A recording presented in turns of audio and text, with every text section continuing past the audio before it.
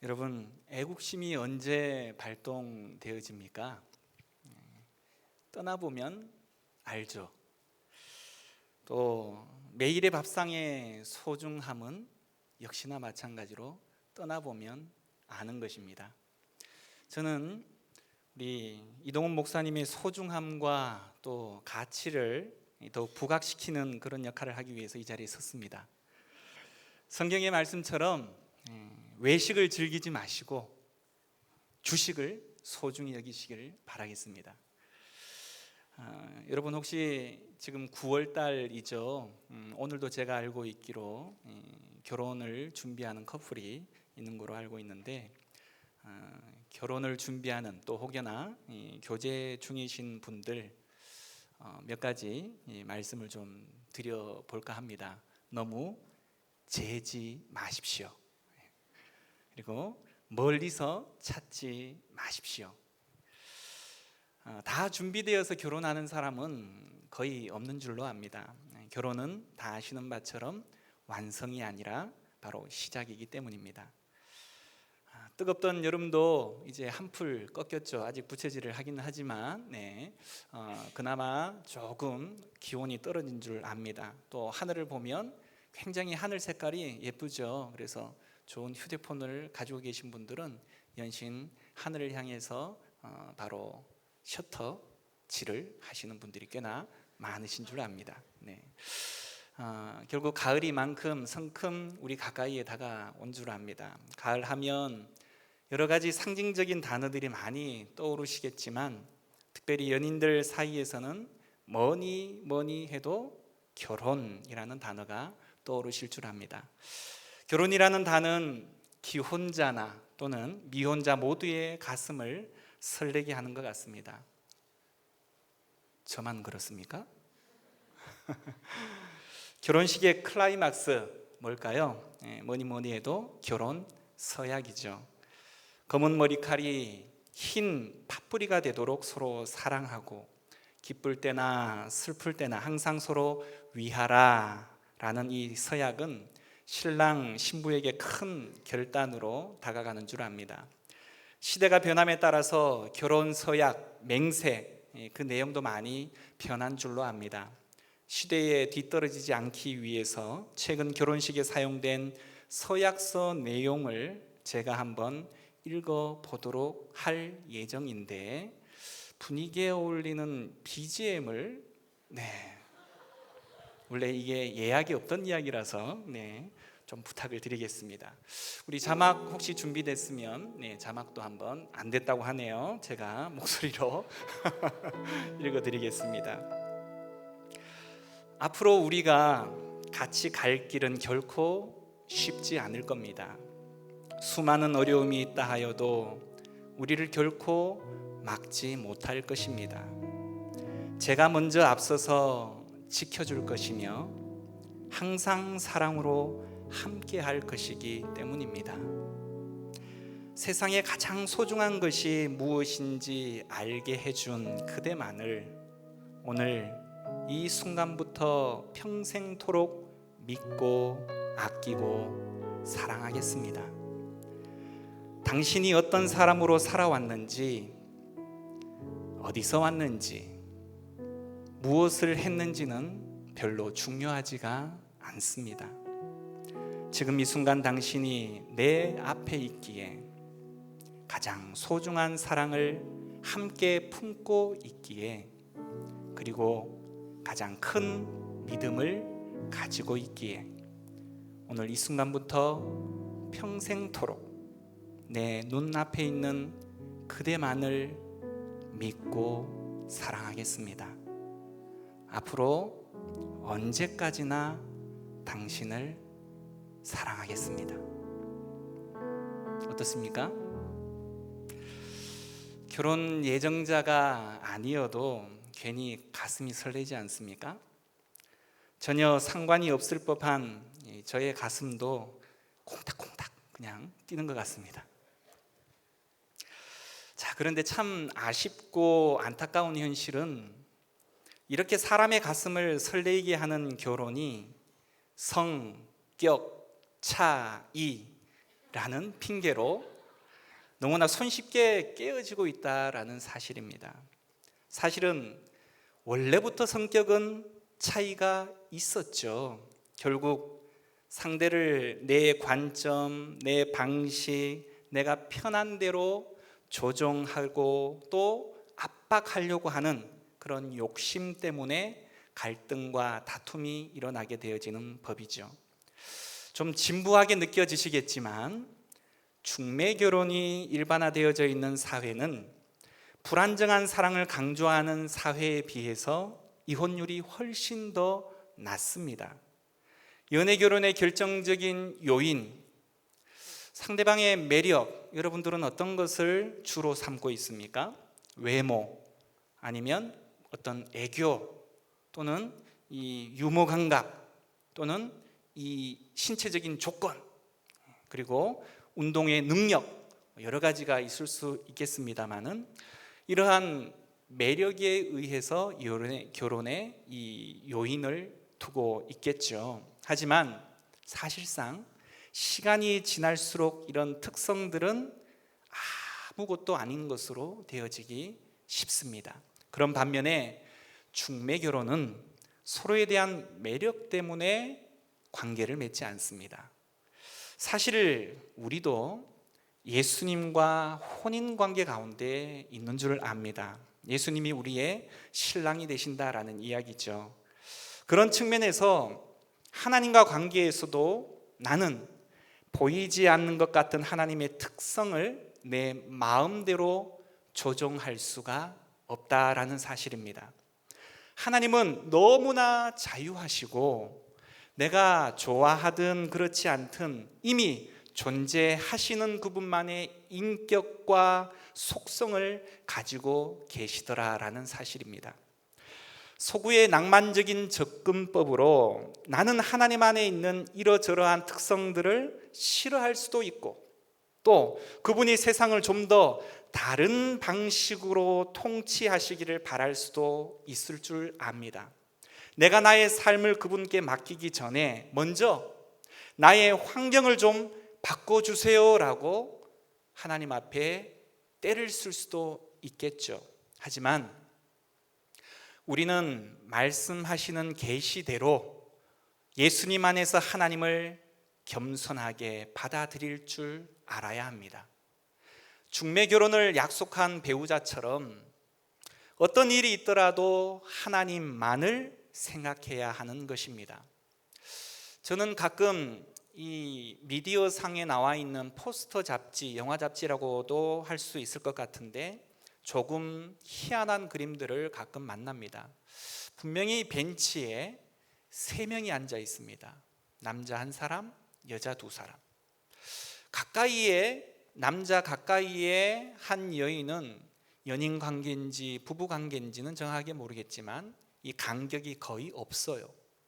그런데 웬일인지 조금 간격이 있는 또 다른 거리에 있는 여자와 이 남자의 손이 뒤쪽으로 해서 악수를 하고 있는 거예요. 자, 여러분, 한눈 팔면 안 되죠. 우리가 하나님과의 관계에 있어서 이런 모양들은 혹시 하고 있지는 않은지 한번 스스로를 돌아보기를 바랍니다. 믿음은 상황이 더 나아지거나 더 열악해지거나 더 부유해지거나 더 가난해지거나 아플 때나 건강할 때나 하나님을 사랑하고 무슨 일이 있어도 그분에게 떨어지지 않겠다고 서약하는 것, 그것이 믿음입니다. 어떤 이들은 하나님과 함께하는 삶이 자신의 문제에 대한 해결책으로 작용하기를 기대하죠. 낭만적인 사랑의 문화 속에서 배우자를 고르는 것처럼 자신에게 어떤 유익한 결과를 바라면서 하나님을 선택한다라는 생각을 하고 있다는 것입니다. 그들은 하나님께서 자신에게 좋은 일을 해주실 것을 기대합니다. 11조를 드립니다. 하지만 그 돈이 어떻게 해요? 5배나 10배가 되어서 다시 되돌아올 것을 기대하면서 11조를 한다는 것입니다. 또 하나님께서 자신들을 번성하게 할 것이라는 희망 때문에 의롭게 살려고 노력을 한다라는 것입니다. 하지만 우리 모두가 잘 알고 있는 바처럼 인생이라고 말을 하는 것은 그렇게 깔끔하게 풀려나가질 않는다는 것이죠. 실제로 어떤 나라에서는 기독교인이라는 이유만으로 직업을 얻지 못하거나 또는 가정에서 쫓겨나고 사회적으로 증오의 대상이 되고 또 심지어 감옥에 갇히는 일까지 당하기도 합니다. 하나님과의 결혼 생활에서도 반드시 위기는 찾아오기 마련이죠. 하지만 지금 그 모든 위기 과정을 거쳐간 그 사람들은 아주 기분 좋게 옛일을 회상하며 어려웠던 그 순간들을 이야기해주고 교훈을 삼고 있습니다. 위기가 사랑과 신뢰를 다시 정립하는 계기가 되었기 때문이다라는 것입니다. 창작을 위한 처음 재료들은 나름대로 한계를 가지고 있지만 숙련된 예술가는 그런 재료들을 사용해서 매우 훌륭한 예술 작품을 창조해냅니다. 우리들은 각자 다른 모습으로 시작을 합니다. 우리 가운데 어떤 사람은 죄송합니다, 못생겼고, 어떤 사람들은 아름다우시며, 또 어떤 사람은 머리가 비어있고, 또 어떤 사람은 굉장히 똑똑하고, 또 어떤 사람은 돈도 많기도 하고 그렇지 못한 사람들도 있습니다. 우리의 인생의 재료들을 있는 그대로 받아들일 것인지 아니면 평생 원망만 하며 인생을 보낼 수 있는 것, 그것은 우리의 선택에 달려져 있다라는 사실입니다. 그런데 여러분, 우리를 힘들게 하는 많은 문제들은 사실상 우리에게 하나님을 더욱더 의존하도록 긴장시키고 압박하는 도구로 사용되어진다라는 사실을 우리는 기억해야 하는 것입니다. 하나님께서는 결코 모든 문제들을 우리가 원하는 방법대로 해결하시겠다라고 성경에 어디를 들춰봐도 그런 약속은 나오지 않습니다. 오히려 당신을 신뢰하고 순종하도록 요구하신다라는 것입니다. 우리가 부유하고 성공을 거두며 살고 있든지 어떤 기독인들처럼 감옥에 있든지 간에 하나님께서는 끝까지 나를 신뢰하라라고 명령하고 계신다라는 것이죠. 우리는 자신의 문제를 재료로 작품을 만들어내는 힘든 과정에서 이제 예수님의 방식으로 눈을 돌릴 줄 알아야 하는 것입니다. 예수님께서는 이 땅에 오실 때 사실상 창조주 하나님이시지 않으셨습니까? 그러면 인간의 몸을 입고 오셔야 하는 그런 힘든 과정이긴 하지만 만약 하늘에 계신 하나님의 아들 예수님이 여러분이셨다면 이 땅에 오실 때 어떤 재료와 어떤 환경을 통해서 이 땅에 오시고 싶어 하시겠습니까? 만약 저 같으면 남자로 태어나되 람보 정도 수준은 돼야 되지 않겠어요? 각봐도 좀 있고 뭐 어떤 병에도 잘 걸리지 않고 총알을 맞으면 막 튕겨나가고 뭐 이런 이 육신, 그리고 아주 호화로운 가정에 편안한 삶을 살아갈 수 있는 그런 위치에 태어날 자격 얼마든지 있을 수 있으시죠. 왜요? 창조주 하나님이시잖아요. 그러면 이 땅에 오실 때 가장 최고의 신분으로 가장 최고의 환경을 선택하실 수가 있으신 분이십니다. 그렇지 않습니까? 그런데 그분은 어떠셨습니까? 가난, 목수의 아들로 태어났죠. 별 볼 일 없고 그 당시 천대받는 직종 중에 하나, 그 목수의 아들로. 성경에 보면 예수님의 얼굴이 뭐 우리는 그냥 이 그림으로 그려진 많은 초상화를 보면서 야, 저분하고 결혼하면 얼마나 좋을까 자매들이 이렇게 생각할 만큼 아주 부리부리한 이 유럽 계통의 이 이 눈 컬러를 가지고 있고, 그리고 키도 아주 크시고 머리도 아주 금발로 그냥 휘황찬란하게 염색이 된 듯한 그런 모양을 우리는 보지만 성경은 그렇게 기록하지 않습니다. 전혀 보암직하지 않는, 흠모할 만한 것이 그에게는 없는 모양으로 태어나셨습니다.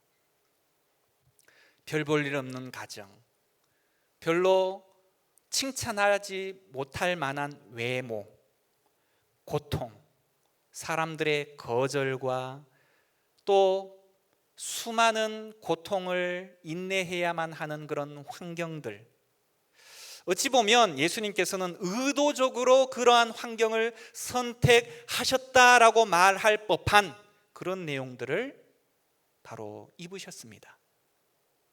그분은 이 땅의 삶에서 부딪히는 골치 아픈 일들에 대해서 면제받으려 하지 않으셨다라는 사실입니다. 제자나 해결사를 한 명 둬서 문제 일으키는 자에게 굳이 내가 일일이 나무라거나 채찍을 들 필요 없이 눈빛만 한번 탁 보내면 사수가 가서 마음에 안 드는 친구들 그냥 그날로 명을 달리하게 만드는 이런 일들을 우리 주님께서는 충분히 하실 수 있는 자격이 있으셨지만, 그분 스스로가 모든 문제들 앞에서 바로 당면하고 처했고 또한 힘들어 하셨습니다. 잠을 주무시지 못했고 배를 굶어야 했고 많은 긴 거리를 자전거 한 대 없이 끝없이 걸어 다니셔야만 했고 피곤함을 느끼셔야 했고 슬픔을 또한 이겨내셔야 했고 자신의 사랑하는 제자들의 배신을 그 눈앞에서 목도해야만 하는 그런 수만 가지의 인생에 여러분들이 겪을 만한 내용들 이상의 내용들을 다 손수 겪으셨습니다. 마치 그런 모든 환경이 아버지와 건강한 관계를 유지하는 데 전혀 방해가 되지 않는다라는 사실을 보여주는 것처럼 말입니다. 무슨 말입니까? 여러분에게 있을 법한 인생의 많은 숙제들, 어려움들, 이런 내용들이 결코 하나님과의 관계에 있어서 장애물이나 방해나 힘들게 하거나 만나지 못하게 할 요소로 작용할 수 없다라는 사실입니다. 따라서 우리는 그리스도는 모든 문제의 해답이라고 말하기보다는 오히려 그리스도는 우리가 본받아야 할 모범이다라고 말할 줄 알아야 합니다. 어떤 여인은 누가복음 15장에 등장하는 탕자 이야기, 여러분 혹시 아십니까? 모르시는 분들은 오늘 집에 가서 찬찬히 한번 누가복음 15장에 나오는 탕자 이야기를 한번 읽어보시길 바랍니다. 그렇게 어려운 이야기가 아닙니다. 그냥 읽어보시면 다 이해가 되어지는 부분입니다. 탕자 이야기에 나오는 아버지의 심정으로 어떤 여인이 살았습니다. 그녀의 딸이 마약과 매춘을 일삼다가 성경의 내용처럼 그의 아버지께로 돌아왔을 때 그녀는 바로 그녀를 기쁘게 맞아주는 부모님을 경험할 수 있었습니다. 하지만 성경에 나오는 아름다운 결말과 같지 않게 그 딸은 다시 집을 나가서 먼 나라에서 옛 삶으로 되돌아가 버리고 말았다라는 것입니다. 일상생활에서 일어나는 이러한 일들을 어떻게 우리는 이해해야 할까요? 예수 믿으면 복 받아요. 예수 믿으면 부자 돼요. 예수 믿으면 아프던 것 다 나아요. 예수 믿으면 직장에 그냥 취업이 돼요. 맞습니까? 예수 믿으면 이런 일들이 손쉽게 가만히 앉아서도 다 되어지는 것입니까? 어떤 이들은 이런 내용들 때문에 예수님 믿는 분들도 간혹 계십니다. 우리가 믿는 이 신앙 믿음을 해석을 할 때 문제 해결식의 접근법으로 그런 일들을 우리가 살아가는 생활 속에서 다 설명하기 어려운 문제들로 수없이 부딪히기 마련입니다. 예수님과 그의 제자 바울과 베드로에게 일어난 일들도 우리는 사실상 성경이 말하는 기준을 통해서 다 설명하기가 어려운 부분들로 성경 안에도 가득합니다. 결국 인생은 해결되어야 할 문제가 아니라 만들어가야 하는 작품이다라는 사실을 우리가 기억하지 못하면 어려움에 봉착하게 됩니다. 그 작품은 우리가 회피하고 싶은 원재료까지 사용해서 만들어 가신다라는 사실입니다. 하나님이 선하시다라는 말은 우리가 아무런 상처를 받지 않는다거나 세상에 거하지 않는다라는 것을 의미하지 않는다는 것입니다. 이런 이야기죠.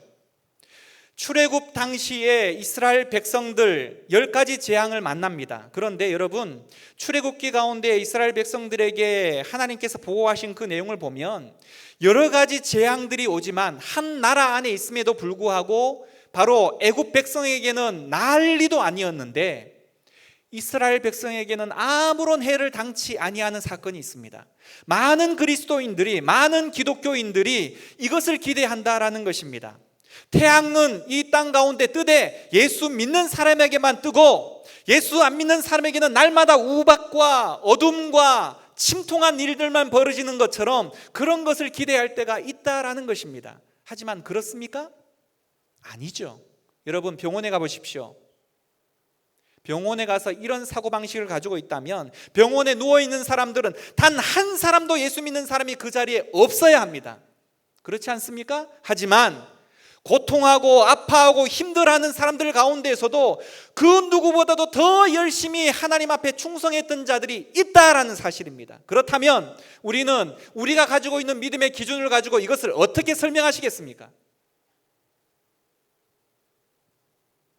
하나님은 똑같이 힘들어하고 똑같이 어려움을 당하고 똑같이 눈물 흘리고 똑같이 원망할 수밖에 없는 그런 원재료까지도 사용하셔서 하나님의 작품을 만들어 가신다라는 사실입니다.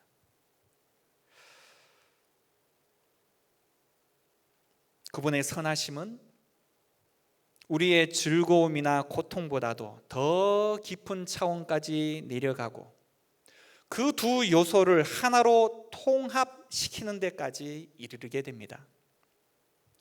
여러분이 잘 아시는 말씀 로마서 8장 28절에 우리가 알거니와 하나님을 사랑하는 자 곧 그 뜻대로 부르심을 입은 자들에게는 모든 것이 합력하여 선을 이루느니라. 여기에서 말하는 모든 것은 내가 바라고 내가 원하고 내가 즐거워하고 내가 행복해야 하는 좋은 것들로 많이 말하는 것이 아니라 그 가운데는 실패도 있고 또 다치는 것도 있고 또 연인과의 관계에서 깨어지는 사건도 있고 또 내 자녀가 죽어가는 사건도 있고 수만 가지의 사건, 아픔의 내용들까지 다 포함하는 모든 것입니다. 바울은 하나님께서 자신의 삶 가운데 사용하신 모든 것을 우리가 읽었던 본문 가운데 자세하게 기록을 합니다. 무엇이죠? 환난과 우리가 읽었던 본문 곤고와 핍박과 기근과 적신과 위험과 칼 같은 요소들이 거기에 다 포함이 되어져 있습니다. 여러분 보세요. 사도 바울은 하나님, 나 하나님 일 하겠습니다. 내가 자진해서 그 일을 한 거 아니에요. 하나님께서 사도 바울을 콕 찍어서 너 이제부터 이방인의 사도로 내가 너를 쓰겠다 선택한 사람입니다. 그러면 하나님이 선택했고 자기 배불리기 위한 삶을 살아가는 것이 아니라 정말 자기 목숨을 걸고 복음을 전하는 일들 가운데 뛰어든 그에게 하나님은 어떻게 대우해 주셔야 되겠습니까? 복음을 전하면 한자리에서 단 한 사람도 빠짐없이 다 예수를 믿는 사건, 모든 사람들이 그를 우러러서 이쪽으로 오세요, 제가 밥 살게요, 이쪽으로 오세요, 가장 좋은 호텔에서 묵을 수 있도록 도와드릴게요, 이런 일들이 벌어져야 되지 않겠습니까? 그런데 하나님이 선택해서 하나님의 이 일을 하게끔 만들어 놓은 그 사도 바울에게조차도 우리가 읽었던 내용, 환난과 곤고와 핍박과 기근과 적신과 위험과 칼, 이게 웬 말입니까? 그런데 사도 바울은 그렇게 말합니다. 이런 것이 전혀 방해가 되어지지 않는다. 하나님의 사랑에서 나를 끊어낼 수 없다. 무슨 이야기입니까? 어떤 환경적인 조건으로 인하여도 나는 내가 당하는 이런 일들로 인해서 하나님을 원망하지 않겠다. 하나님을 버리지 않겠다. 여러분, 지금의 현대인들의 믿음하고 얼마나 많은 간격과 차이가 있습니까? 우리는 복권에 당첨되면 예수 믿겠습니다. 직장에 취업되면 더 열심히 할게요. 좋은 배우자 만나면 헌신하겠습니다. 하나님하고 뭐예요? 거래를 하는 거예요. 하나 주면 하겠다. Give and take. 뭐 하자는 겁니까? 그러면 받지 못하면, 잃어버리면 어떻게 하겠다는 거예요? 과감하게 버리겠다는 거죠. 손해 받지 않겠다는 겁니다. 사도 바울은 뭐라고 이야기합니까? 어떤 위경 가운데에서도 그분의 사랑 가운데에서 나를 끊어내지 못한다라고 고백을 합니다. 우리가 믿는 신앙의 문제 해결식 접근법은 온전한 믿음을 유지하는 데 별로 도움이 되지 않습니다. 위에 언급한 사람들의 모습에서 자기들이 원하지 않는 일들을 겪기는 했지만 그들은 모두가 자신에게 일어난 비극 때문에 하나님을 비난하지 않았습니다. 초대교회 당시에 로마의 핍박 가운데에 예수 믿는 사람들, 기독교인들은 화형을 당하고 사자의 밥이 되고 몸이 갈기갈기 찢겨지는 한이 있더라도 입술을 한번 열어서 내가 믿었던 예수를 부인하는 말 한마디만 하면 살려주겠다라는 그들의 달콤한 유혹을 이겨내고 스스로가 형장의 이슬로 사라진 수많은 사람들이 있습니다. 내가 믿는 하나님에 대한 여러분의 인식, 내가 믿는 하나님에 대한 믿음의 색깔은 여러분 어떻습니까? 지금까지 믿음이라고 말했었을 때 이 믿음은 추상적인 것을 말하는 것이 결코 아닙니다. 여러분이 가지고 있는 다시 복음으로 라고 말하는 이 복음이 왜 기쁜 소식입니까? 이 복음을 이야기를 할 때 제가 여러분을 향해서 여러분 사랑합니다, 이 말 한마디로 복음이 이루어진 게 아니에요. 이 복음이 된 것은 복음이라고 말했던 그 예수님께서 여러분과 저를 위해서 생명을 주셨어요. 직관적인 것입니다. 실제적인 것입니다. 사랑은요, 믿음은요, 복음은요 절대 추상적인 것이 아니라는 것입니다. 실제적인 것이고 현재적인 것이고 지금 내가 무엇을 일하는 것입니다.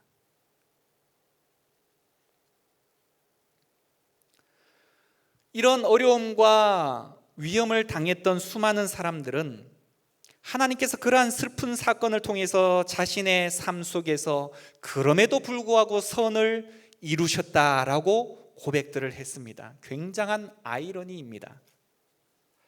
우리는 지금 해결하기 위해서 몸부림치는 문제들을 내일이나 모레도 똑같이 고민할 수가 있습니다. 어떤 고통들은 여러분 결코 사라지지 않을 것들도 있어요. 무슨 말이냐?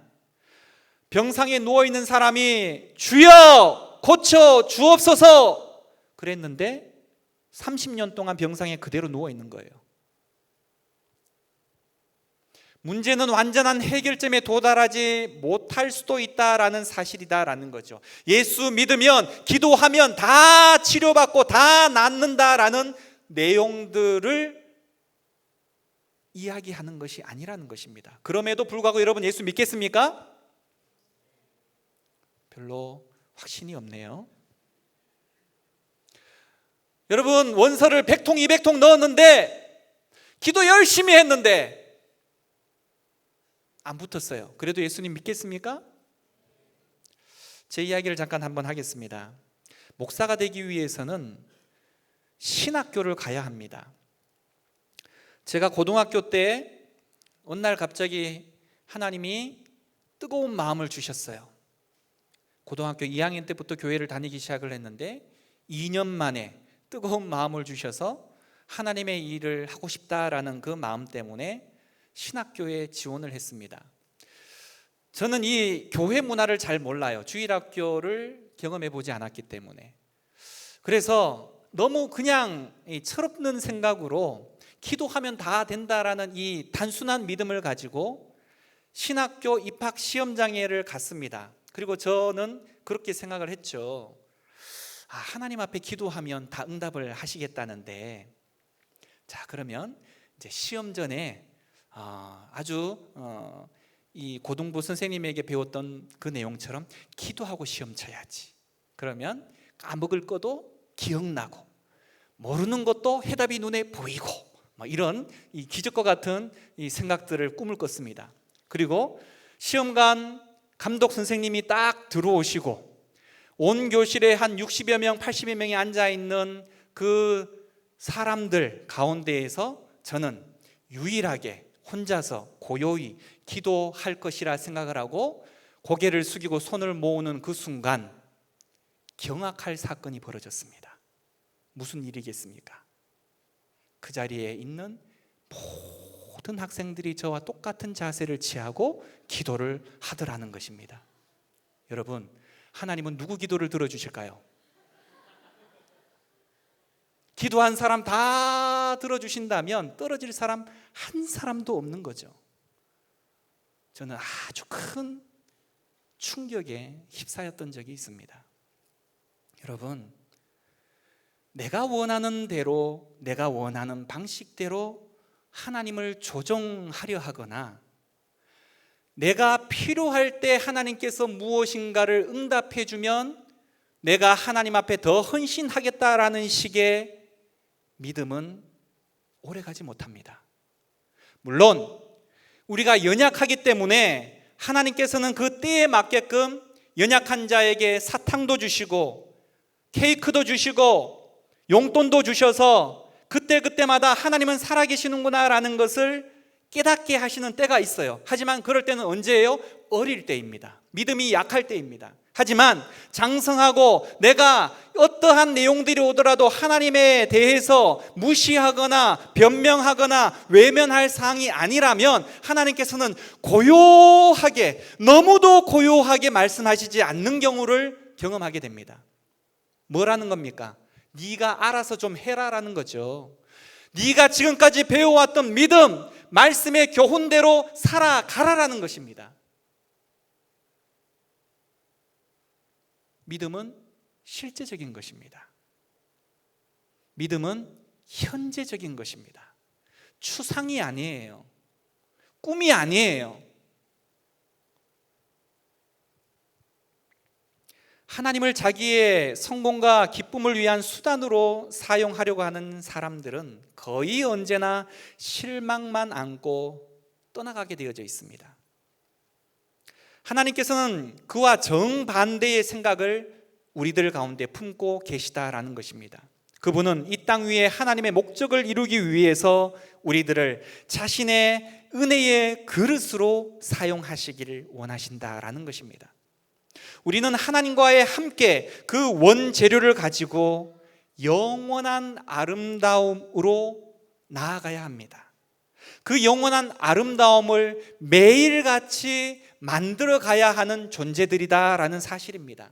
지금은 좀 예쁘지 않고, 지금은 좀 투박하고, 지금은 좀 세련미가 나지 않지만 매일같이 훈련하고 기도하고 말씀을 통해서 닦고 깎고 또한 재련을 해서 누가 보더라도 너무나 상상치도 못할 아름다움을 만들어 가는 것, 이것이 바로 하나님의 작품 활동이요, 그 작품 활동 가운데 우리를 부르셔서 협력하게 하셨다라는 사실입니다. 그래서 우리는 지금이 완성의 단계가 아니기 때문에 지금 서로를 향해서 너는 왜 믿음이 그만큼이야, 너는 왜 요 모양이라고 말할 사람은 어리석은 자들이다라는 것입니다. 우리는 자라가는 과정 가운데 있고, 만들어가는 과정 가운데 있고, 성장해가는 과정 가운데 있습니다. 그래서 서로 협력해서 그 아름다움을 더욱더 빛나게 만들어주는 대상들이 되어져야 한다라는 것입니다. 그래서 지금에 있는 자기 모습을 향해서 낭망할 필요가 없다라는 거죠. 사람마다 성장의 속도가 다르다라는 이야기입니다. 때가 다르다라는 것입니다. 그러면 서로를 향해서 실망할 필요도 없고 자기 자신을 향해서도 현재의 모습 앞에 실망할 필요가 없다라는 사실이죠. 기대하시면 됩니다. 하나님께서 나를 이렇게 아프고 이렇게 힘든 이렇게 모난 부분들을 가지고 어떻게 아름답게 만들어 가실 것인가 라는 것을 기대하라라는 것입니다. 여러분 보세요. 하나님께서는 완전한 자를 쓰시기보다 문제투성이인 사람을 쓰시기를 더 기뻐하십니다. 왜 그럴까요? 원래부터 예쁘고 원래부터 똑똑하고 원래부터 잘난 사람들은 조금 더 잘나봤자 티가 안 나요. 그리고 뭐라 그래요? 내가 원래 잘나서 그래 라고 모든 영광을 자기가 다 독차지할 가능성이 너무 커요. 그래서 하나님은 좀 그분들을 내버려 두십니다. 2차 선상으로 밀어내십니다. 하지만 아예 가능성이 0%, 너는 안 돼 라고 말하는 사람, 전혀 흠모할 만한 내용이 없는 사람, 가능성이 없어 보이는 사람, 그런 사람을 하나님은 턱하니 들어다가 예술 작품으로 만들어 가시기 시작합니다. 만약 그런 사람이 나중에 변해서 정말 아름답고 정말 멋있고 정말 뛰어난 존재로 바뀌면 그는 뭐라고 이야기하겠습니까? 내가 원래부터 그런 재능이 있었어 라고 말하겠습니까? 아니에요. 나는 전혀 불가능한 존재였는데 정말 나도 신기하네, 정말 나도 이해할 수 없네, 이것은 하나님의 철저한 역사라고 고백을 하게 된다는 것입니다. 그 영광을 누가 받는 거예요? 하나님이 독차지하시는 겁니다. 하나님은 그걸 원하세요. 여러분, 그래서 자기 자신에게 실망할 필요가 없다는 것입니다. 남들보다 좀 흙수저다, 남들보다 좀 못됐다 라고 말씀하시는 분들, 소망을 가지시길 바랍니다. 지금의 그 모습이 변하여져서 누구도 상상치 못할 모양으로 바뀌게 될 것을 기대한다면 얼마나 기쁘겠습니까? 행복하겠습니까? 여러분은 과정 가운데 있다라는 사실입니다.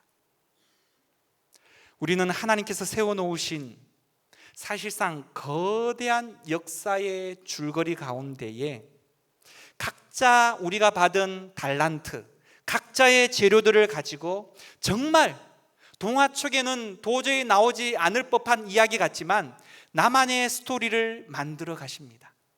작은 그 스토리들을 이어가서 성경에 나오는 정말 위대한 이야기, 그레이트 스토리를 만들어 가신다라는 것입니다.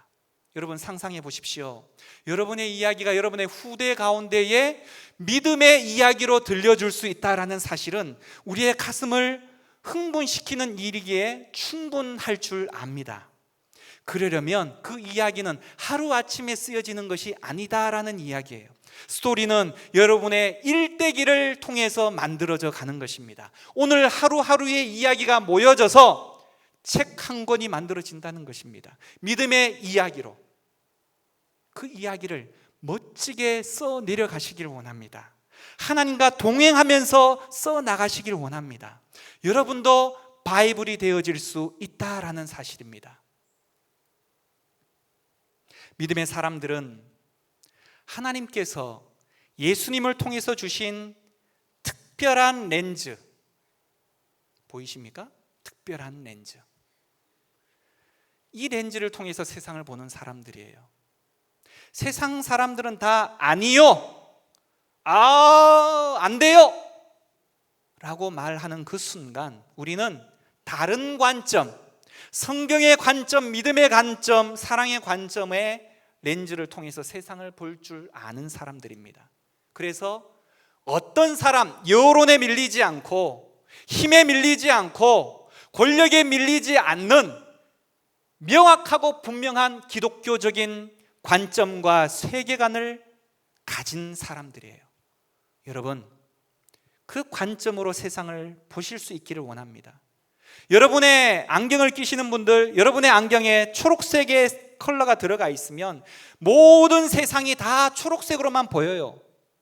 하지만 우리의 이 안경 렌즈 가운데에 믿음의 관점, 기독교 하나님의 말씀의 관점, 사랑과 섬김의 관점으로 보게 되어지면 사람이 사랑스러워지게 되어집니다. 여러분, 사람이 사랑스러워지면 어떻게 되는지 아세요? 나도 모르게 내 문제는 여전히 이만큼 쌓여져 있는데 사람만 보면 반가운 거예요. 사람만 보면 이야기하고 싶은 거예요. 사람만 보면 흥분이 되기 시작을 하는 거예요. 사람만 보면 사랑의 마음이 생겨나는 거예요. 그래서 의식적으로가 아니라 자연스럽게 만나기를 원하고 이야기를 하기를 원하고 기도해 주기를 원하고 그를 위해서 섬겨 주기를 원하는 마음이 싹 트기 시작을 합니다. 개인주의, 이기주의, 여러분, 사랑으로 극복할 수 있습니다. 믿음으로 극복할 수 있습니다. 말씀으로 극복할 수 있습니다. 하지 않기 때문에 생겨나는 폐단이고 어려움이다라는 사실입니다. 우리가 만나는 일들 가운데에 혹 어려움을 당하시는 분들, 우리를 구원하시는 하나님의 그 능력 밖에 있는 것은 단 한 가지도 없습니다. 모든 것이 하나님의 손바닥 위에 있다라는 사실이에요. 하나님이 간섭하시지 아니하는 것은 단 한 가지도 없다라는 것입니다. 하나님이 모르시는 것 또한 단 한 가지도 없다라는 것입니다. 그런데 우리는 하나님의 자녀된 신분을 얻었다라는 것입니다. 여러분의 부모는 여러분의 일거수일투족에 대해서 관심을 가지고 계시고 내 생명을 내어 놓고서라도 자녀를 위해서 모든 것을 다 해주기를 원하는 것이 부모의 마음입니다. 하나님께서는 우리를 하나님의 자녀된 신분으로 삼아주셨고 우리를 위해서 지금도 일하시는 분이십니다. 한눈 팔지 아니하시고 불꽃 같은 눈동자로 우리를 살피시면서 우리의 행복과 안위와 또한 믿음의 삶을 위해서 지금도 일하시는 분이시다라는 사실이에요.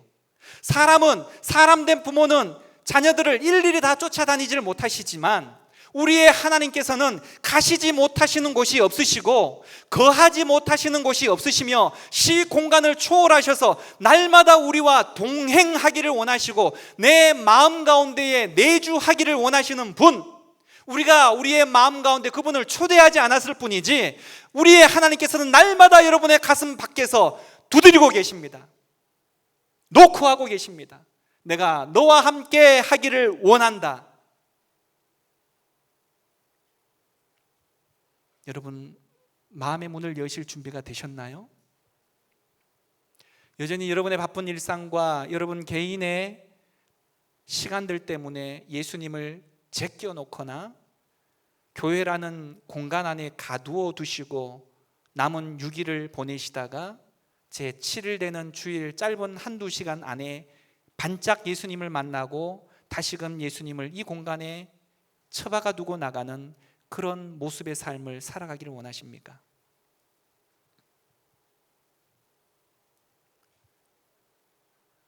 우리가 주님을 믿는다라고 말하는 것은 우리의 모든 문제를 하나님의 초자연적인 능력으로 다 해결받는다라는 것을 약속받는 것이 결코 아닙니다.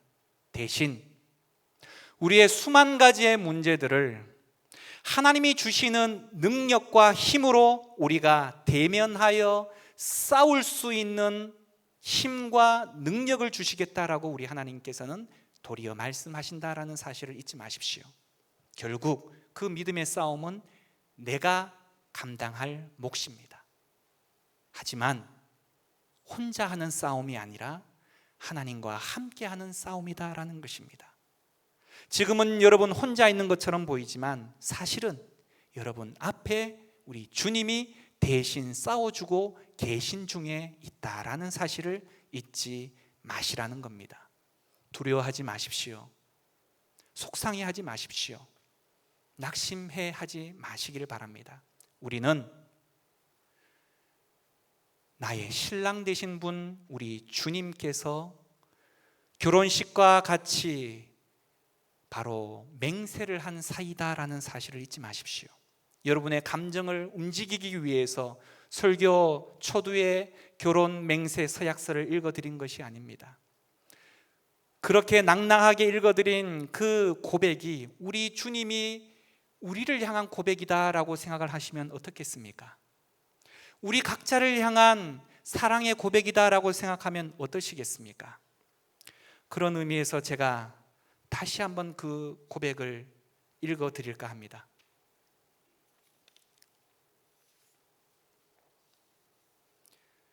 우리 주님께서 여러분을 향해서 고백하는 사랑의 고백으로 생각하시고 들어보시길 바랍니다. 앞으로 우리가 갈 길은 결코 쉽지 않을 것입니다. 수많은 어려움이 있다 하여도 우리를 결코 막지 못할 것입니다. 제가 먼저 앞서서 지켜줄 것이며 항상 사랑으로 함께 할 것이기 때문입니다. 세상에 가장 소중한 것이 무엇인지 알게 해준 그대만을 오늘 이 순간부터 평생토록 아끼고 사랑하겠습니다. 당신이 어떤 사람으로 살아왔는지, 어디서 왔는지, 무엇을 했는지는 중요하지 않습니다. 지금 이 순간 당신이 내 앞에 있기에, 가장 소중한 사랑을 함께 품고 있기에, 그리고 가장 큰 믿음을 갖고 있기에 오늘 이 순간부터 평생토록 내 눈앞에 있는 그대만을 사랑하겠습니다. 앞으로 언제까지나 당신을 사랑하겠습니다. 이 시간 함께 기도하기를 원합니다.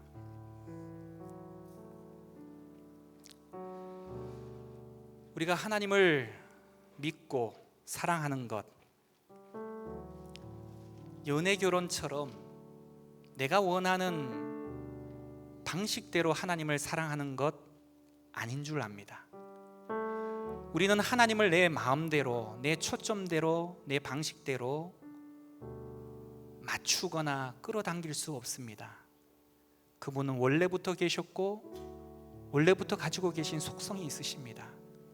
우리가 그분의 앞에, 그분의 마음 안에, 그분의 뜻 안에, 그분의 말씀 안에 우리 스스로를 맞춰가야 합니다. 여러분의 믿음은 얼마나 현실적입니까? 추상적이어서 그냥 머릿속으로 떠도는 믿음으로만 생각하고 있지는 않습니까? 믿음은, 복음은 현실이고 나의 삶입니다.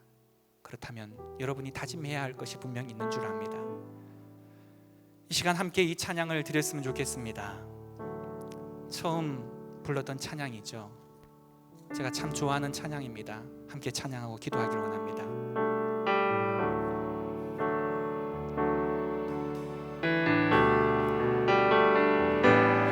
하나님 독생자 예수 그리스도 그분만이 오직 길과 진리 생명이라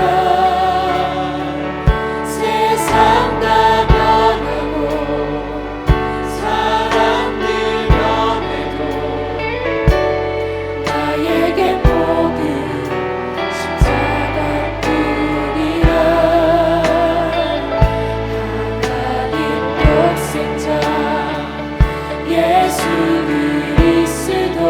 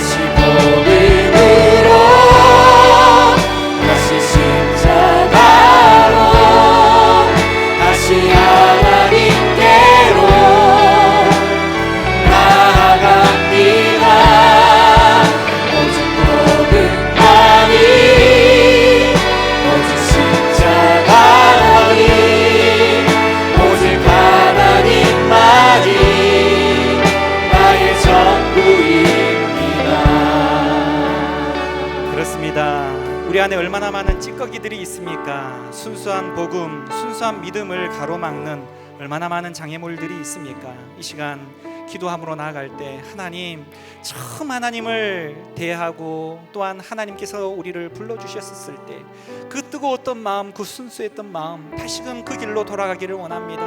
내가 원하는 것대로, 내가 원하는 방식대로 하나님을 나의 코드에 맞추는 그런 믿음이 아니라 하나님 안에 내가 들어가고 하나님의 그 뜻 안에 내가 속할 수 있는 그 복음으로, 그 믿음으로 내가 다시금 나아가겠습니다. 이런 결단으로 하나님 앞에 기도함으로 나아가겠습니다. 기도하겠습니다. 하나님 아버지,